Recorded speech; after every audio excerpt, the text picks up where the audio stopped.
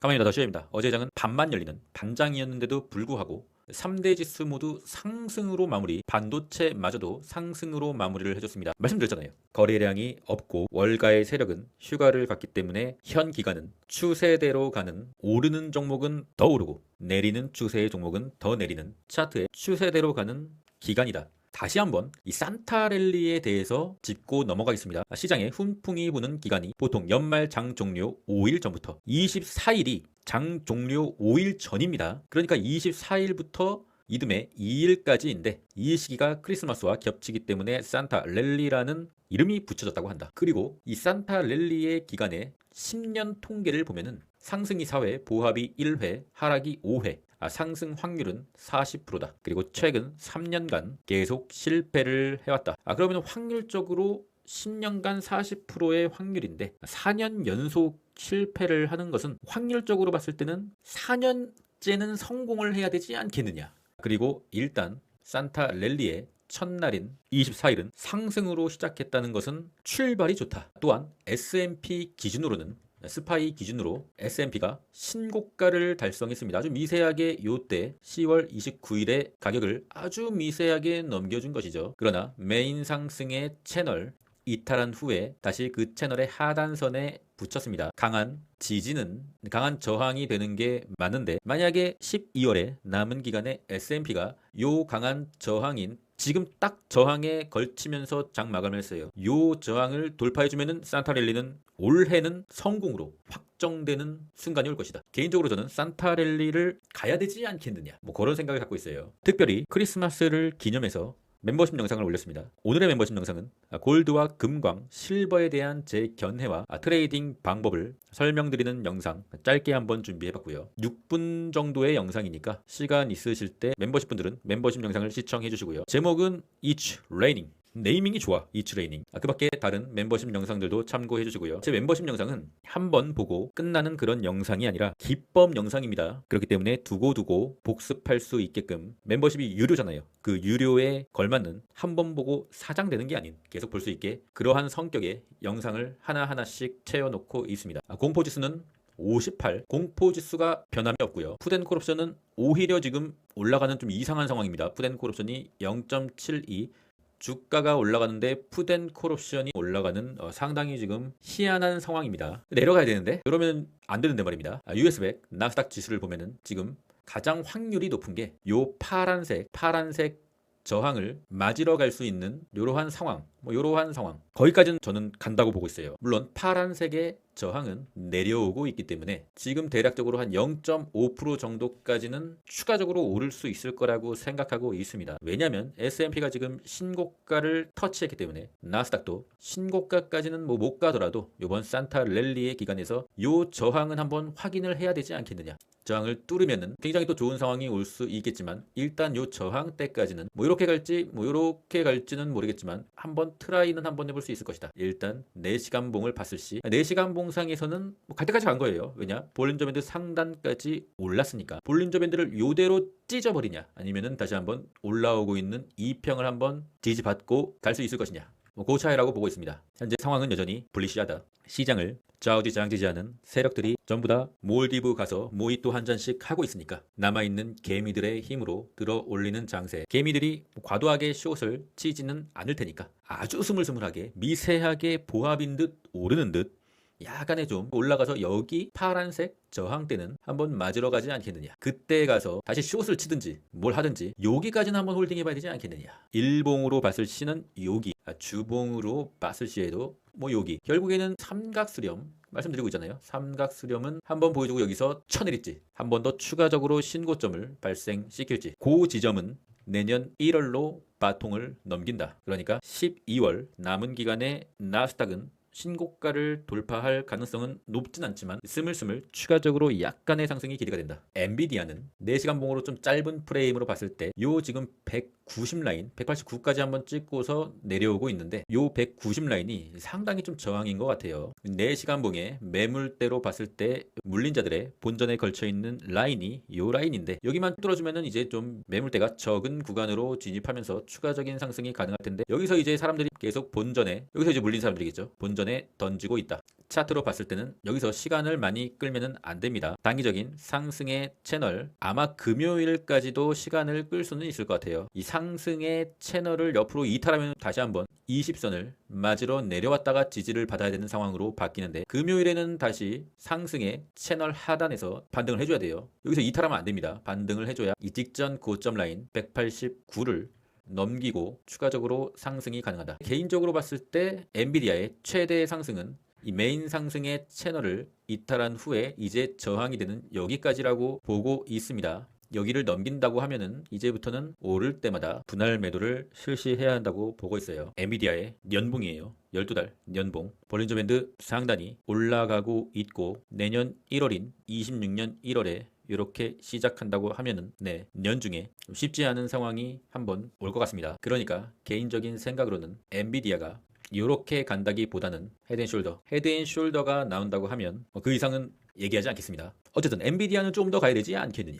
그 과정에서 엔비디아가 요 기존 상승 채널의 하단까지의 상승을 기대하시는 분들은 MVDL의 단기 매매도 한번 생각해 볼 수가 있는 것이죠. 개별 종목의 레버리지는 아무리 빅테크의 2배 레버리지라도 단기 매매로 하는 겁니다. 개별주의 레버리지를 장기 투자할 때는 정말 극도의 공포, 요런 4월에 그 미친 공포에서 산 물량만 장기 투자하는 거지, 이러한 돌파 매매나 애매한 구간에서 산 개별주의 2배 레버리지는 반드시 단기 매매로 하는 겁니다.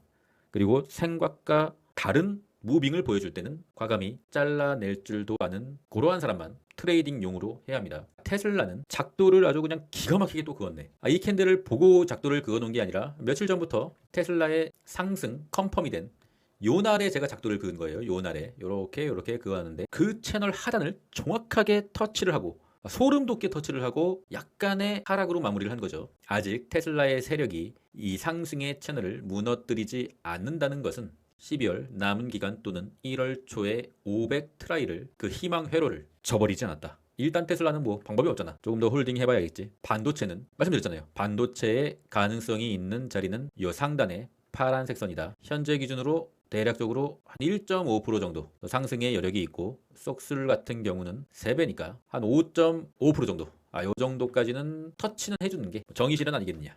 한 가지 조금 걸리는 게 빅스인데, 빅스가 지금 연중 최저가에 들어왔어요. 최저가의 선을 그어놨는데 최저가를 지금 이탈을 해버렸다. 빅스가 이런 최저가 라인에 있으면은 한 번이 이렇게 튀었던 과거의 전력이 있었다. 그런데 최저가라고 해서 무조건 튄다는 생각보다는 이러한 약간의 횡보, 그리고 이러한 약간의 횡보가 있으면은 계속적으로 증시는 상승하긴 했어요. 다만 강하게 물량을 크게 들어가는 매매를 해야 될 때는 빅스의 이런 튀는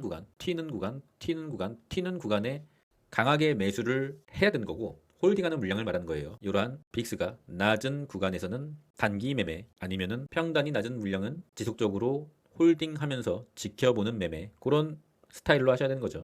그리고 이제 FNGS 상당히 좀 매가리가 없는 모습. 전체적으로 좀 매가리는 없지만 상승은 했다. 내려오고 있는 이평선까지는 여전히 단기적인 목표가로 좀 지켜보도록 하겠습니다. 메타도 일단은 이 파란색 선 이탈하지 않는 한도에서 200일선만 좀 돌파해주면은 기존 메인 상승의 채널 요 검정색 선 한번 트라이는 한번 해줘야 되지 않겠느냐. 넷플릭스 계속 내려가고 있죠. 관심만 갖되, 그러니까 유의미한 반전이 나오기 전까지는 지켜만 보자. 어제 장은 상당히 거래량이 없었기 때문에 상승을 마감을 한 장이었지만, 상승했다기보다는 강보합 수준의 그런 장이었고, 중소형주 같은 경우는 기다려야 됩니다. 아이온큐 같은 경우는 지지선에 터치하는 순간까지는 기다려보고 하단 지지선에 매수를 한번 받아보고 이탈하면은 일단 손절. 아직 그 가격이 안 왔습니다. 금요일 가격으로는 48.5. 금요일도 중소형주 쪽에서 뭔가 유의미한 반등은 나오기가 좀 쉽지 않은 상황인 것 같아요. 일단 빅테크들이 상승이 나와야 그 다음에 이 스몰캡인 중소형주 쪽으로의 강한 수급이 올 것 같습니다. 그리고 뜬금없이 CGC 캐너피 그로스 코퍼레이션 요 종목 한번 보겠습니다. 구독자방에서 단기 매매를 이때 하셨던 종목이죠. 저도 실제 그때 실시간으로 제가 구독자방에서 단타를 쳤어요. 실제로 막 인증도 하고 그랬는데, 글쎄요. 요 종목 한번 제가 볼게요. 종목의 우상향과 우하향을 결정지을 수 있는 기준이 하나 있습니다. 캔들이 이 파란색 위에 있을 때, 위에 있다 그것만 보는 게 아니라 201선이 내려오다가 상방으로 틀 때, 그때부터는 계속 상승이 일어날 수 있는 가능성이 있는 거예요. 일단 이 종목이 뭐냐면 요거 이제 대마 관련 종목. 트럼프가 대마 관련을 확실하게 승인해주고 뭔가 부흥시키려는 의도가 있으면 올라가는 테마성 종목입니다. CGC가 완전 개잡주죠. 이거 계속 내렸던 종목입니다. 끝없이 내렸던 종목이죠. 고점 대비 한 마이너스 99%. 그런데 보세요. 이 파란색 200일선 여기를 한번 보겠습니다. 파란색 200일선이 계속 내리다가 뚫었지만 여기 뚫었지만 200일선 우상향 못 시키고 뚫었지만 200일선 우상향 못 시키고 여기 뚫고 지지 횡보하다가 상승 그리고 계속 쳐내리다가 뚫고 지지 상승 그리고 계속 쳐내리다가 뚫고 지지 여기만 지지해주면은 약간의 상승이 또 일어날 수가 있다. 그러니까 이 파란색 라인 200일선 라인에서는 소액 베팅 해봐도 나쁘지 않을 것 같다. 물론 200일선을 확실하게 이탈을 하면은 뭐 칼손절 나가야겠죠. CGC를 장기 투자할 수는 없으니까. 그러나 200일선에서 지지만 해주면은 약간의 반등을 노리는 단기 매매 자리도 될 수가 있다. 차트를 보는 방법을 설명드리고 있는 겁니다. 테마성 종목이기 때문에 절대로 크게 들어가는 건 추천드리지 않으며 시드의 뭐 한 1% 정도, 뭐 그 정도는 한번 해봐도 나쁘지 않지 않겠느냐. 적정 매수가는 1.2불대. 1.3불대로 넘어가게 되면은 좀 단기적으로 물릴 수가 있을 것이고 아니요 파란색 선 기준이 1.2불대니까 그 정도 계접주는 추천을 드리지 않는데 한번 언급을 한번 해봤습니다. 테더의 도미넌스는 오늘은 크리스마스니까 슬픈 종목인 코인은 하루 쉬어가겠습니다. 금요일의 일정은 아무 일정이 없습니다. 다들 크리스마스 연휴를 즐기러 떠났고요. 멤버십에 관심 있으신 분들은 고정 댓글 링크를 확인해 주시고요. 9회말 투아웃에서는 머리를 비우는 거야. 현재 9회말 투아웃으로 가는 종목들이 몇몇 보이고 있습니다. 차트에는 좀 힌트를 많이 드렸고요. 잠자는 동안에도 돈이 들어오는 방법을 찾지 못한다면 당신은 죽을 때까지 일을 해야만 할 것이다. 워렌 버핏. 그래도 리스크가 있어도 가장 큰 리스크는 투자를 포기하는 것이다. 현금 비중을 조금 높이더라도 완전히 떠나면은 다시 돌아오기가 힘든 바닥이며 더 높은 곳에 올랐을 때 무리하게 추격 매수를 해서 돌아올 수가 있는 곳이 이 주식판입니다. 때문에 리스크 관리는 하되 평단이 낮은 종목까지 모두 전량 현금화를 할 필요는 없겠죠. 장기 투자는 조금 더 이어가도 된다는 생각입니다. 그럼 전 끝까지 하겠습니다. 이상입니다.